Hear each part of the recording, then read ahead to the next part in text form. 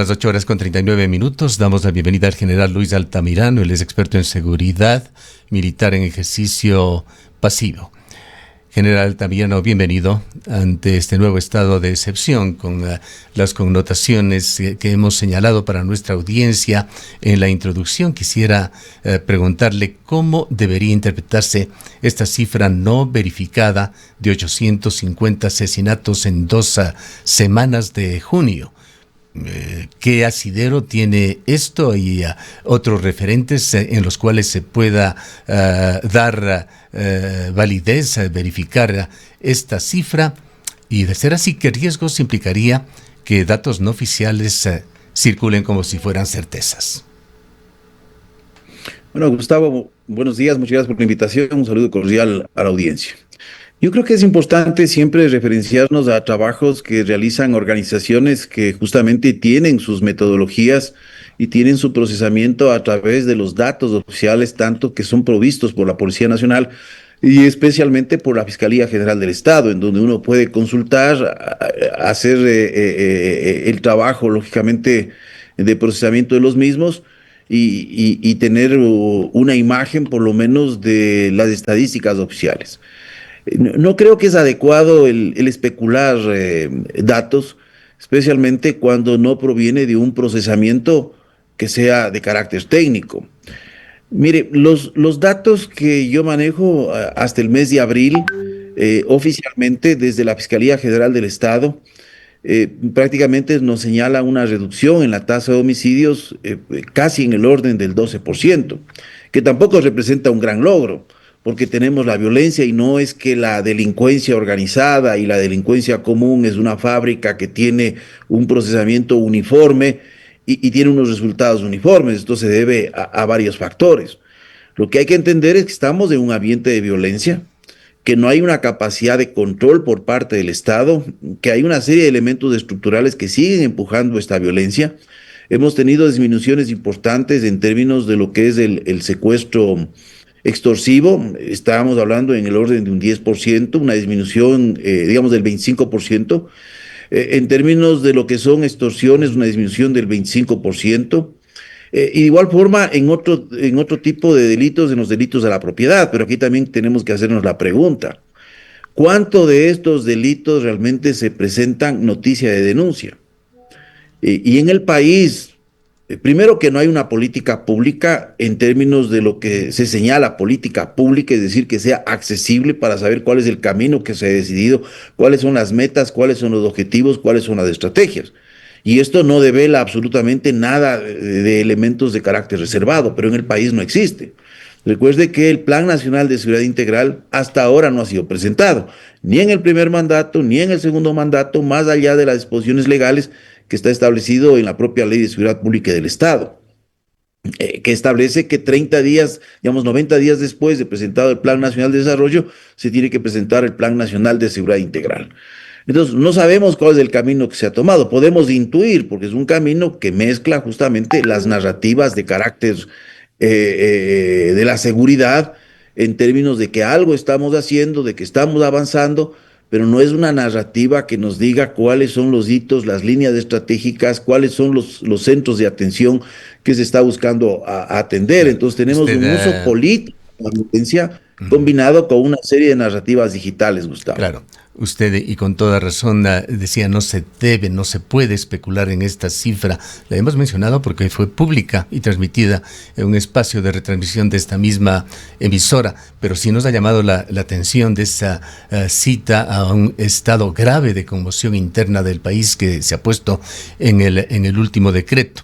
En todo caso, con el tema de las cifras, como usted lo ha señalado, sí hay una reducción con respecto al año pasado. Si no me equivoco, la cifra terminó en el orden de 50 homicidios diarios y con tendencias verificadas actualmente. El promedio oficial sería de 24 homicidios diarios hasta el mes de marzo. Como usted señalaba, no es edificante el contar con esas cifras, pero en todo caso tampoco refleja esa aceleración. Ahora, la pregunta sería: ¿a qué se refiere el decreto con este estado de grave conmoción en el país? Bueno, está dentro de las facultades del presidente en las cuatro causales, justamente para el establecimiento de un estado de excepción. Pero yo quisiera volver al tema anterior. Ujú. Mire, en el 2023 nosotros cerramos con una tasa de homicidios de 46 homicidios cada 100.000 habitantes. En el 2024 se presentó como un gran logro del gobierno haber reducido a 38 homicidios. Pero en el 2025 terminamos con 51 homicidios cada 100.000 habitantes, cifras cerradas. Entonces hay que tener una lectura comprensiva de estos datos, porque como le digo, no se puede interpretar que un punto menos, un punto más significa o por un lado un logro o significa una degradación. Estamos frente a un fenómeno complejo en donde tenemos otros elementos que se han ido invisibilizando, porque primero se va normalizando la violencia y hay sectores en los cuales ya poco importa. Y uno de esos es lo que pasa en las cárceles. Porque ahí tenemos una violencia que no podemos ni siquiera cuantificar en términos de las causas de la muerte. En qué medida considera usted están controladas las cárceles? Mire, el reportaje presentado por Tierra de Nadie y Conectas, por la periodista Caro Noroña, nos evidencia un panorama realmente dantesco. Porque tenemos muertes en el 2025 de 1.220 personas en las cárceles. Uno dice, bueno, pero veamos qué es lo que pasa. Cuando nosotros comparamos con las muertes en el 2024 en las cárceles, el total fue 321. O sea, estamos hablando de 4 veces más. Pero cuando vemos que se introduce ya desde el 2023 una clasificación de muertes indeterminadas, uno se pregunta, el Estado, que es responsable de las personas privadas de la libertad, ¿no tiene la capacidad de determinar cuál fue la causa de la muerte de esas personas?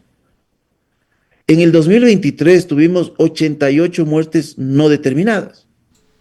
En el 2024, perdón.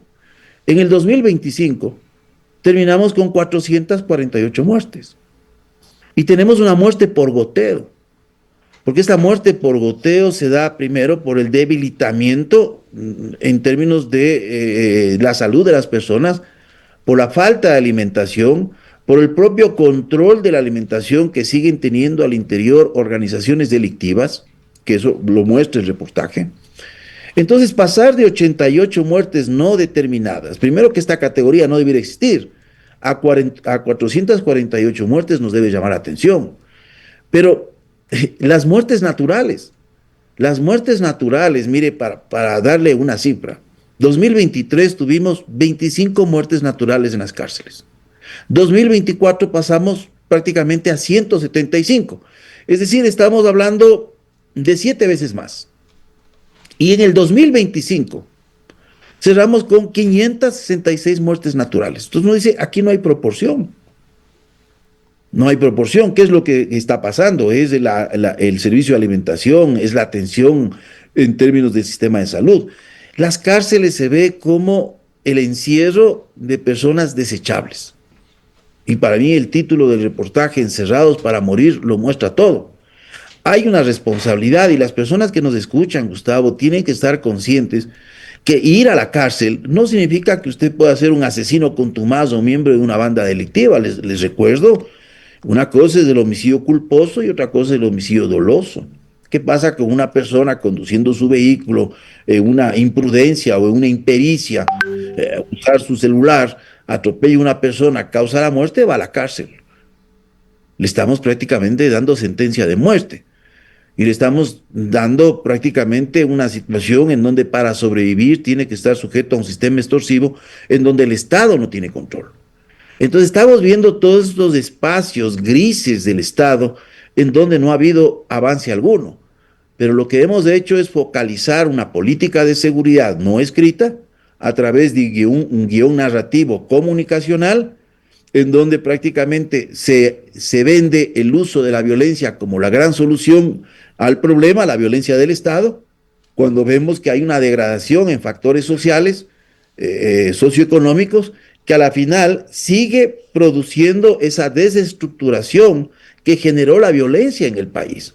Porque, mire, no podemos olvidarnos que el brote de violencia en el país se da cuando hay un estancamiento, hay una fase de estancamiento entre el 2016 y 2017, hay un fin del ciclo expansivo de la economía, hay una caída del precio del petróleo y después entramos en un retroceso estructural. Entre el 2017 y 2019 hay ajustes fiscales, hay recortes sociales. Por eso que cuando ya llegó la pandemia nos cogió ya debilitado en el sistema de salud. Y posteriormente lo que tenemos entre el 2020 y 2021 es lo que yo llamo una fractura social, porque hay un impacto de la pandemia que debilita aún más las condiciones socioeconómicas y Hay, genera también la expansión de grupos criminales. hay un punto Y muy la recuperación importante. incompleta. Hay un punto muy importante, coronel Altamirano, sobre el que usted se ha referido, el tema de la comunicación, de qué dice, cómo, cuándo comunique el gobierno, y que lamentablemente es parte de esta narrativa que genera dudas. Han habido declaraciones oficiales sumamente graves, como aquellas expresadas, me parece que fue la señora ministra de Gobierno, afirmando de que no hay casos de tuberculosis en las cárceles, cuando se reportaban ya centenares de muertos, también a través de otros canales oficiales, o aquella ligereza a las pocas horas del fallecimiento de la activista Mónica Silva, del ministro Reinberg, dando ya conclusiones sobre este tema. Lamentablemente, estos son el tipo de declaraciones, de afirmaciones que se hacen desde el oficialismo por altos funcionarios del Estado, que muy poco derecho tienen a equivocarse. Tienen que verificar las cifras antes de darlas a conocer en ruedas de prensa, en declaraciones oficiales. Son estos temas los que llevan también a la duda y a la especulación. Claro, lo que pasa, Gustavo, que vivimos un permanente, digamos, estado de incoherencia entre lo que se dice, los hechos reales y también lo que se va a hacer. Entonces se es selectivo con las cifras y de igual forma hay una intencionalidad en la construcción de determinadas narrativas, ya sea para reducir el impacto o amplificar el efecto de una acción que puede ser catalogada como positiva. Mire, por ejemplo, en el 2000, o digamos, durante los estados de excepción que existieron los toques de queda, las cifras que se presentan, Gustavo, no sabemos si fueron a nivel nacional, es decir, no sabemos si fue en las provincias en donde se estableció el estado de excepción y los toques de queda. No sabemos si esas cifras corresponden a operaciones que se dieron durante el toque de queda de 11 de la noche a 5 de la mañana. No, se presentan de forma global. Pero aún así, presentadas de forma global, por ejemplo, evidenciaba en algunos datos, en términos de captura o decomiso de drogas, que la cifra era inferior al promedio mensual considerando el decomiso de drogas del año 2025. Cuando uno ve la cantidad de armas decomisadas, esta era inferior al promedio mensual de las armas que se venían decomisando en el 2025. Entonces la pregunta es, ¿cuál es el uso del estado de excepción? Entonces claramente vivimos, y es penoso decirlo, en un estado de propaganda que informa lo que le conviene, pero que no interpreta, porque las interpretaciones se hacen de acuerdo a la necesidad. Cuando tuvimos el año anterior, cerramos con una captura, por ejemplo, en decomiso de drogas, inferior a la que se venía dando en el 2024, y yo no critico esto porque una captura inferior puede ser porque hemos sido más disuasivos, pero también porque hemos sido ineficientes. Puede obedecerse a varios factores, puede ser que nuestra ruta deja de ser atractiva y comienzan a existir otras rutas alternativas para grupos delictivos colombianos. Puede ser, pero no se presenta porque no se quiere interpretar la cifra. Se presenta lo que tienen. Hablando justamente de cifras oficiales e interpretaciones, y reitero, es una cifra oficial la que se ha dado, de que más del 95% de los homicidios del país se concentran en 10 provincias. ¿Qué revelaría esto sobre la capacidad del Estado para controlar y la capacidad operativa de las bandas? Mire, lo que está revelando estas cifras es que esta concentración de la violencia está ligada exclusivamente con organizaciones de crimen organizado locales, con nexos internacionales, porque a la final son las rutas y los corredores por los cuales se mueve la droga. Usted no va a tener este nivel de cifras. Inclusive cuando uno revisa las estadísticas, dice, oye, ha habido un crecimiento muy importante en Zamora, ha habido un crecimiento muy importante, por ejemplo, en Morona, Santiago, pero cuando vemos ya los datos en términos de la cantidad, nacionalmente no representa prácticamente nada.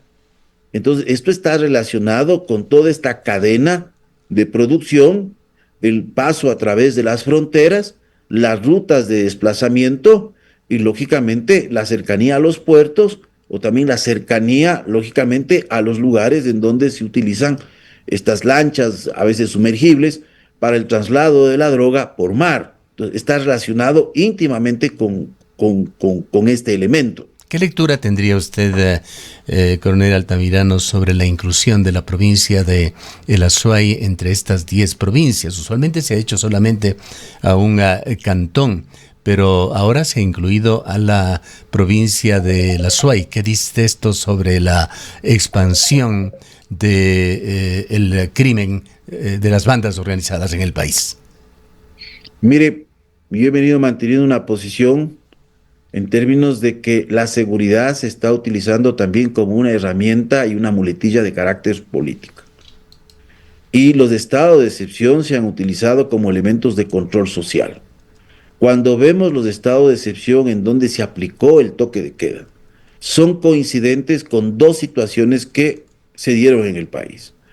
Por un lado, la creciente insatisfacción por la detención del alcalde Aquiles Álvarez en Guayaquil, que generó ya ciertas tensiones sociales, de marchas y una serie de situaciones, y se presenta el estado de excepción, coincidentemente.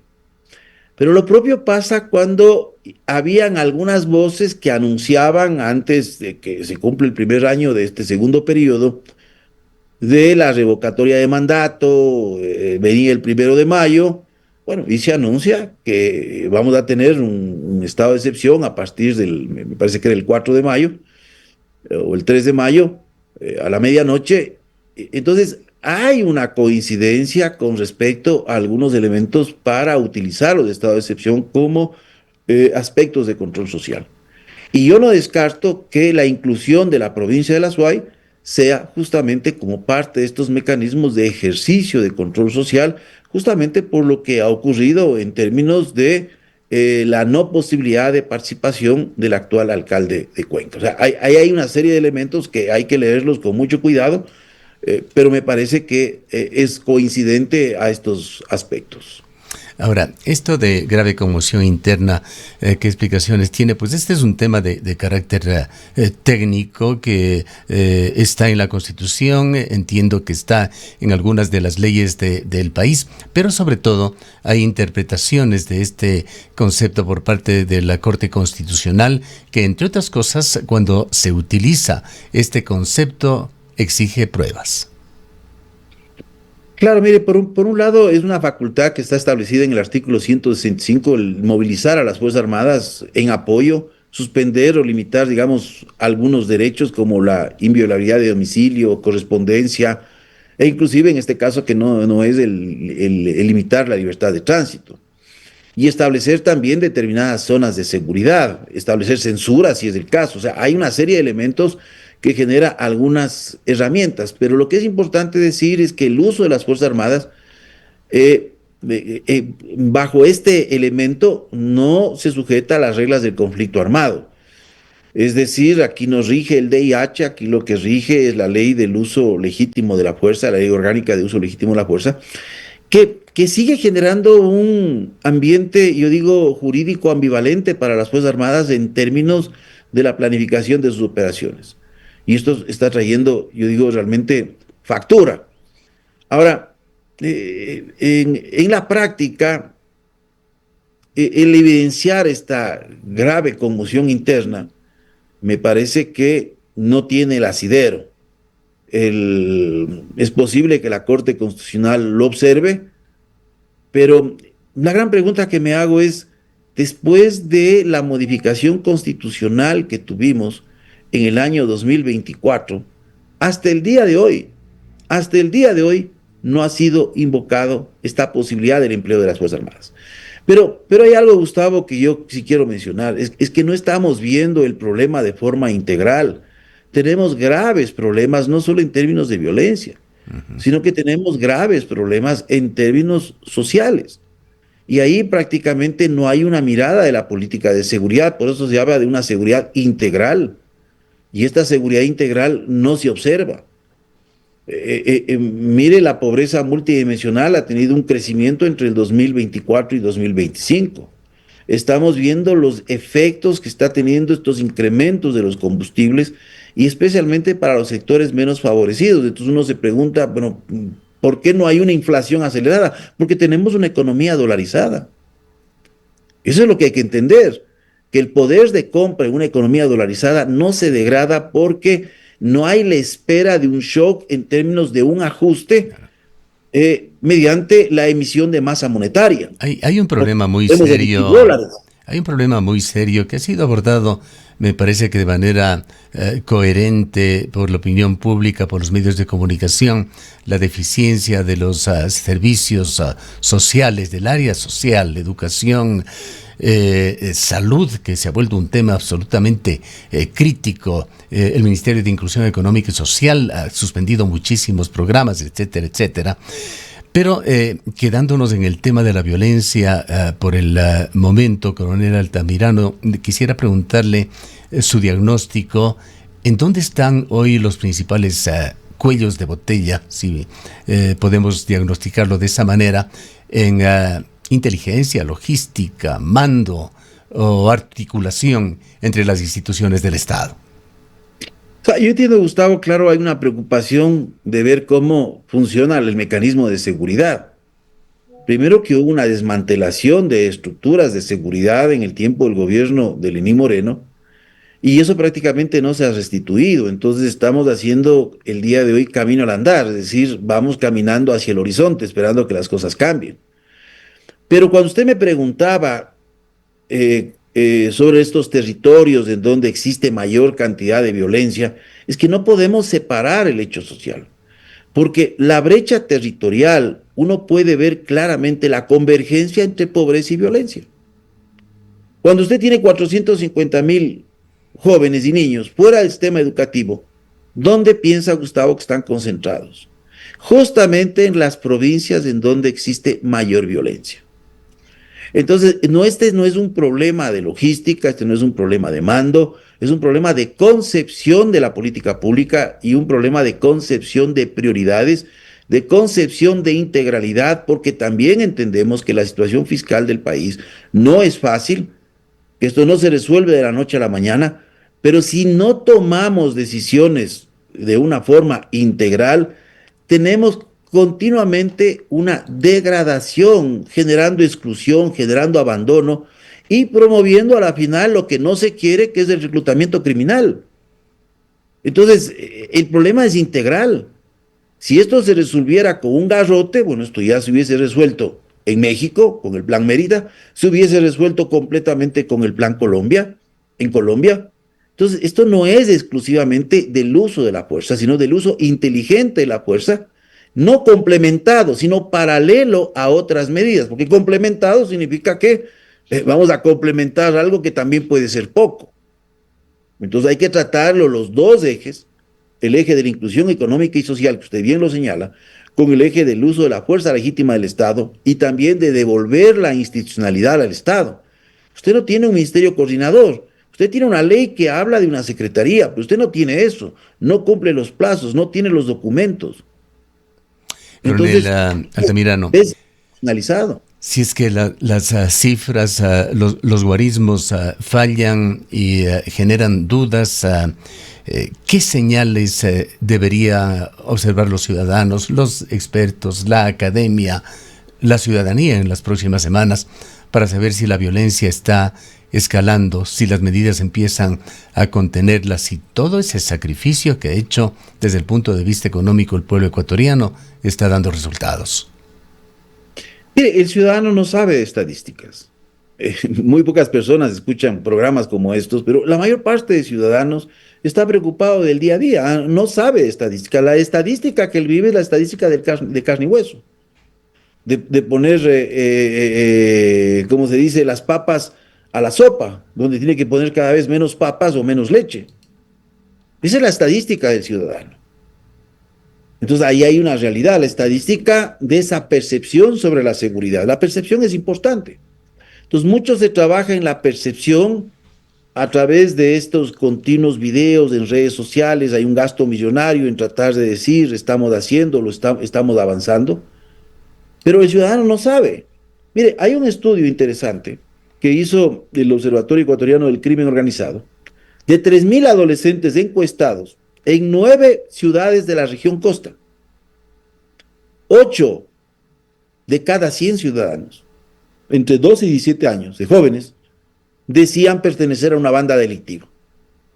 Ahí tiene usted un elemento de preocupación hacia futuro. Ayer, para sumar a lo que usted señala, conocimos de un estudio con financiamiento internacional, lo cual abona que se trata de un estudio que merece credibilidad, que señalaba que de cada 8 jóvenes y niños que han sido captados por las bandas en el país, 7 de estas captaciones se lo hizo a través de las redes sociales. Claro, ahí está un elemento, por ejemplo, a trabajar en términos de una política nacional de seguridad integral. Por eso hay que ver todos estos elementos. Pero más allá del vehículo, de la red social, hay que tener en cuenta que hay condiciones materiales que afectan los hogares y las familias de muchos ciudadanos. Mire, es que nos hemos olvidado. Cuando tuvimos la tercera ola migratoria de ecuatorianos, más de 1.030.000 ecuatorianos abandonaron el país, se generó una fractura en la unidad básica, las familias, y hizo que los niños y jóvenes, ya sea al cuidado de un solo padre o inclusive a cargo de un familiar, buscaron dónde su espacio afectivo. En la calle, en el grupo de barrio, en la pandilla. Del único estudio que hay en el país, que es el único estudio. ¿Cuántos pandilleros había en Guayaquil en el 2005? 65.000 pandilleros. Es el único estudio que existe. Porque hacemos política pública sin datos. ¿Cuántos pandilleros hay ahora? No sabemos. Entonces, estamos repitiendo estas condiciones porque, si bien es cierto, el año anterior de esta, yo iba a decir una cuarta ola migratoria, tuvimos un descenso en términos de la cantidad de gente que ya no retornó al país, pero es un descenso por la política en los Estados Unidos. Pero no es un descenso por la política nacional que deja de ser expulsora de ecuatorianos. Porque lo que hemos tenido, la cuarta ola migratoria, que no lo podemos catalogar así, pero que es importante en términos de números, ya tenemos una profundización que viene dándose desde el 2021, después de la pandemia. Empujados por la pandemia, comienza a haber una nueva migración de ecuatorianos y genera estos vacíos sociales. Y es la unidad básica de la familia, de la sociedad, que es la familia. Entonces, las redes sociales sí es un vehículo. Aquí se ha vendido la idea de que porque son inimputables, estas personas se los adhiere a organizaciones delictivas. Eso es una justificativa totalmente incompleta. Son porque son desechables. Por eso son. Y porque hay un atractivo monetario de personas que no tienen educación, que están dentro de estos márgenes de deserción escolar, de repitencia, de no inscripción a un nuevo periodo, y que buscan sostener a la familia, que comienzan a tener esta degradación de conductas que los conduce a situaciones violentas de convertirse hasta en sicarios. Pero toda esta política tiene que ser general. El tiempo se nos va agotando. Quisiera hacerle un par de preguntas más. Está la penúltima. ¿Cómo vio usted esa reunión del presidente de la República con el secretario de Guerra de los Estados Unidos, Pete Hegseth? El mensaje que se dio allí, que se quiere trabajar en forma conjunta por la seguridad, pero con una advertencia clara de este alto funcionario en el sentido de que no esperen financiamiento, que este tiene que ser cubierto por Ecuador. Mire, lo que estamos viendo es reuniones que desde mi punto de vista son innecesarias en la asistencia de un primer mandatario. Cuando usted ya tiene la conexión de los niveles más altos, hay que trabajar los niveles que ya tienen que llevar la gestión adelante y la ejecución.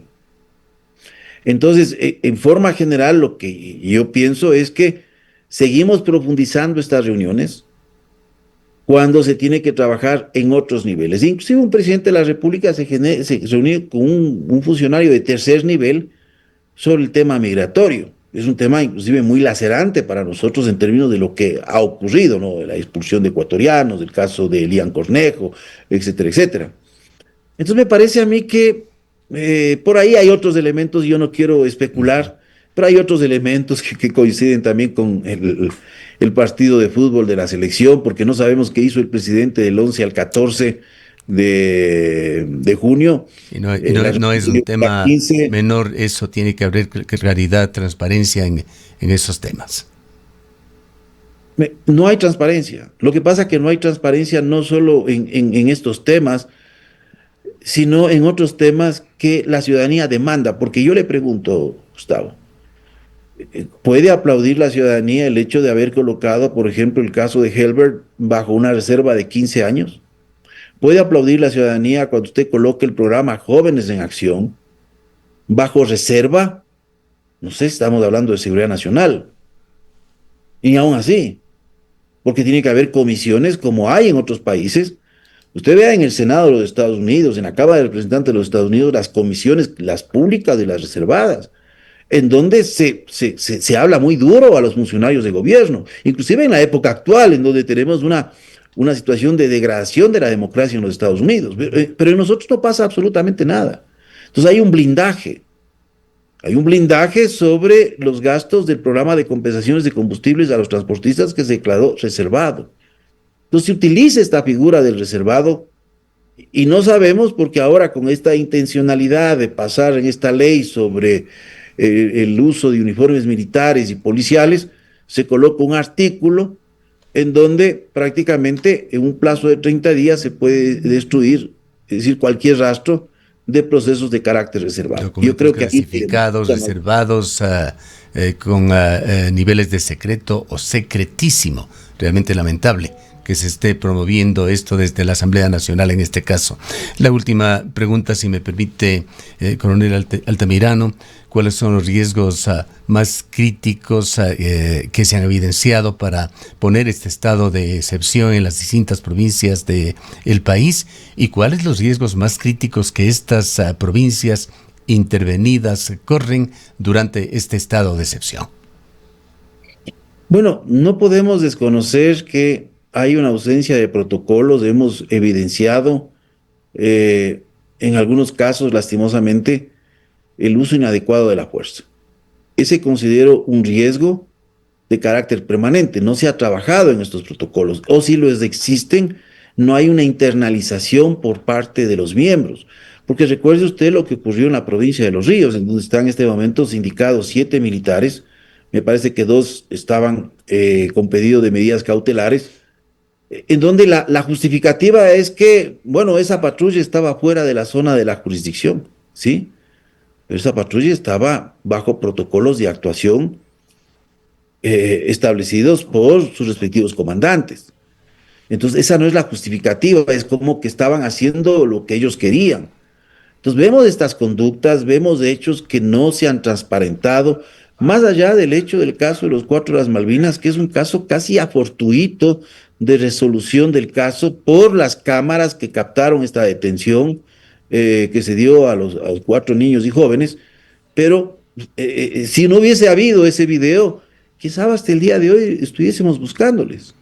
Y lo propio pasa con este caso de Los Ríos. Entonces estamos frente a estos riesgos en donde la fuerza se utilice de forma excesiva. Estamos frente a los riesgos también en donde se politice las facultades que tiene los órganos del Estado en estos allanamientos que tienen fines políticos, que tienen fines mediáticos, porque aquí hay un respeto a cualquier cosa.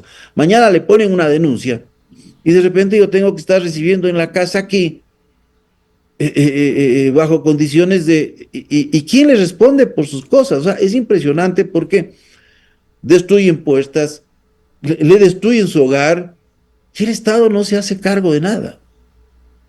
Eso es lo que vimos recientemente, por ejemplo, en estas acciones que se dieron en Guayaquil, Los allanamientos. los allanamientos. Entonces, estamos sujetos a esta situación de uso político también de la violencia en términos de justificar una acción contra un rival político, que es lo que puede suceder. Bien. Le agradecemos mucho por habernos acompañado, general Altamirano. A usted muchas gracias, Gustavo. Buen día. El general Luis de Altamirano es militar de larga experiencia, experto en seguridad. Son las 9:14 minutos.